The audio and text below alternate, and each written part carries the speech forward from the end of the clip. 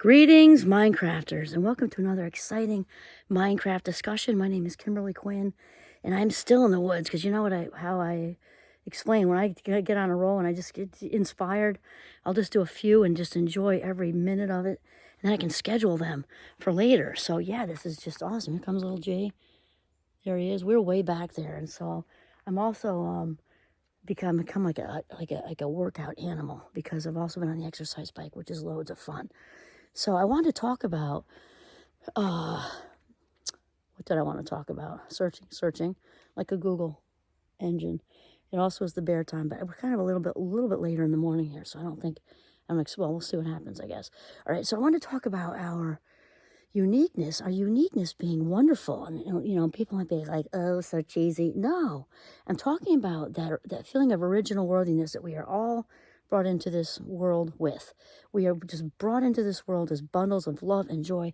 And think about it. Little babies aren't born caring about anybody's skin color. They're not born, caring about if somebody's can't see or can't hear or is missing a limb, or they just don't care, right? And they're their own little unique selves.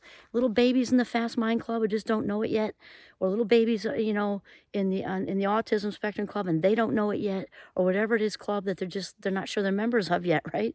And they're just absolutely, I don't like to use the word perfect. In this sense, it works because we are spiritual beings having a human experience. So all the human stuff, we're works in progress. The spirit itself is exactly how it was meant to be made.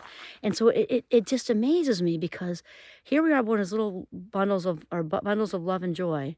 And something happens where that starts to get slowly, sometimes the spark just is dimmed and dimmed and dimmed. And like, what's up with that? And then we spend the rest of our lives trying to, kind of get back what these little toddlers have automatically. They just jump into a sandbox with somebody, play with somebody, usually share, and if not, another little toddler will let them know that they should be sharing rather quickly, and they just work stuff out. They're harmonious, all of it. And so as far as differences go, kids don't care. So somewhere along the line, something happens where we care. and, and who knows where that actually really starts. I think it's really a blurry timeline, but it does. And it starts when we spend so much time trying to like become, like leveled up with it. We want to be maybe the same as other people. I don't mean like clones, but just as worthy as other people. Maybe that's really what I wanted to say. When in reality, our uniqueness is what makes us wonderful. Why are people trying to be anything but who they are? I don't know. I really don't. Imagine how boring the world would be if everybody were the same. That's cliche to say too, but it's also very true. And I just wish, kind of for all of us, especially once we're a little ways along, we started to really, just introspect and things like that, to realize that everything about you is exactly the way it was meant to be. And when we question that, we're really questioning, the universe, call it universe, God, source, higher power, whatever you want, who knows exactly what, this infinite source of intelligence knows exactly what they're doing. So why would we think that we were meant to be born any other way than we are? And maybe just embrace it, because we all, just like snowflakes, also cliche, but I don't use things that are cheesy unless like to be cheesy, or unless they're worth something. And it's true, like since the beginning of time, there haven't been two snowflakes, released from the clouds that have been exactly the same if you put them under a microscope quickly before they melt, right? And that's the same truth with human beings. There are no two of us exactly alike. So isn't that a huge celebration? That's cause for champagne. You know what I mean? We are all wonderfully different. We're wonderfully different, and so much, to learn from each other. And it's just, I guess it depends on also your worldview. Personally, I even with everything going on out there, it doesn't mean that we don't care. Obviously, that is not true. I care deeply about any kind of injustice, large or small. I also, and even that said, I do view the world as this gigantic playground where there are just so many new people to meet, and with so many different aspects about them, and so much colorfulness. And to me, it's just this infinite potential to just meet cool people. And I guess one of my wishes for the world, well, that's wild. Look at that smoke right there. Where's that coming from? Unless it's G's breath, but I don't think so. My wish for the world really is honestly that we can just all come into our own and just love and accept ourselves exactly as we are. And when we do that on the inside, it's like dominoes, right? It just kind of radiates to everybody else.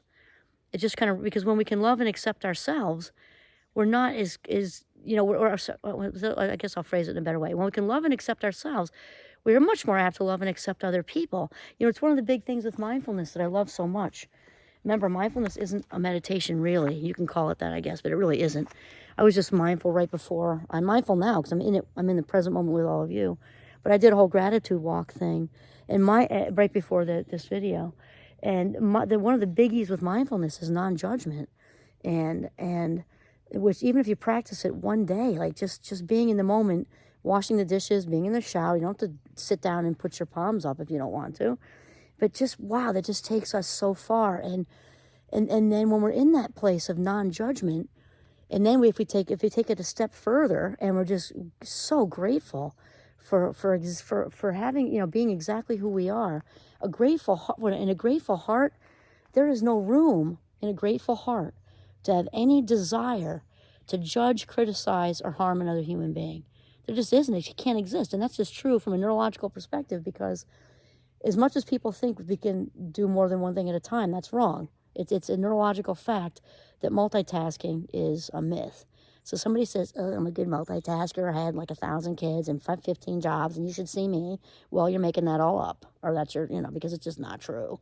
The brain can only do exactly one thing at a time, and what looks like multitasking is a quick shift in attention. So if we bring it back to being in the present moment, with gratitude, with who we are, exactly as we are, there can be no room for anxiety or anger, certainly not hatred.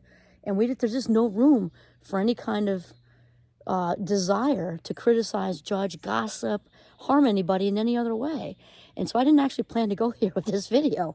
I really didn't. It just kind of rolled out of me. And I'm definitely not. Oh, look at that. It is his breath, I think. I'm not a preacher person. I don't even like people like that. This is just authentic. I'm in the deep woods, and my plan was just to talk about, you know, embracing our differences. Really, that was really just it. And another psychology fun fact is, as far as what might be called eccentricity, you know, or colorfulness. And I've heard that a few times about myself, and it's interesting, these labels. Like, at one point, I was a year old. It's hard to picture, I know, when the dinosaurs were walking the earth and ferns were, you know, covered the earth and all that stuff. But, I mean, I'm the same me who just grew up through a lot of stuff. Same person. If you want to call me colorful and eccentric, I accept. Because here's the thing. It's a research demonstrated fact that those considered to be eccentric live on average about 10 to 20 years more than boring people. So there you go. I would say embrace your wonderfulness, embrace your uniqueness, because your uniqueness is what makes you wonderful. Great. This is Kimberly Quinn signing off with little Giovanni from the deep woods on a spectacular day in northern Vermont. Have a mindful, very colorful day.